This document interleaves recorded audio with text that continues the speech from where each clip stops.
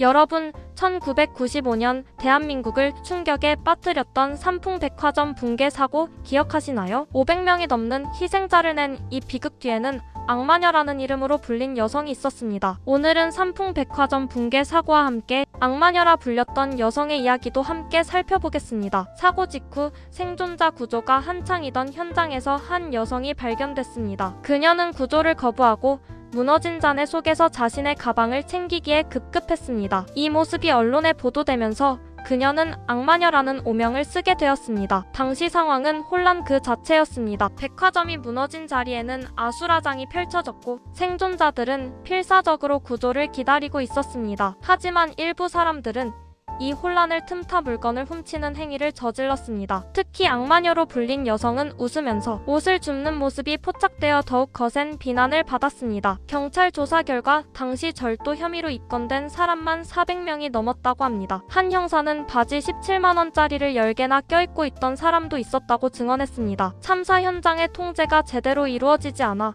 이러한 절도 행위가 만연했던 것입니다. 심지어 자원봉사자를 사칭하여 물건을 훔쳐가는 경우도 있었습니다. 사고 생존자들은 엄청난 정신적 고통에 시달리고 있습니다. 외상 후 스트레스 장애, 즉 PTSD를 겪으며 정신과 치료를 받는 사람들이 많습니다. 어떤 이들은 사고에 대한 죄책감에 시달리기도 합니다. 생존자들은 삼풍백화점 붕괴와 같은 참사가 이름과 얼굴을 바꿔 계속 나타나고 있다고 지적하며 사회 전체의 안전 불감증에 대한 경각심을 촉구하고 있습니다. 하지만 안타깝게도 서울시는 삼풍백화점 붕괴 현장에 위령탑 건립을 허가하지 않아 희생자들을 제대로 추모할 수 없다는 비판도 제기되고 있습니다. 그렇다면 악마녀는 어떻게 지내고 있을까요? 안타깝게도 그녀의 현재 모습이나 근황에 대한 정보는 찾을 수 없었습니다. 하지만 당시 사건에 대한 비판적인 시각과 안타까움은 여전히 남아 있습니다. 삼풍백화점 붕괴 사고는 우리에게 안전의 중요성을 다시 한번 일깨워주는 사건입니다. 부실공사, 불법 증축, 안전 불감증이 얼마나 큰 비극을 초래할 수 있는지 보여주는 대표적인 사례입니다. 이러한 참사가 재발하지 않도록 사회 전체가 안전에 대한 의식을 높이고 부실한 부분을 개선해야 합니다. 사고 이후 삼풍백화점 부지에는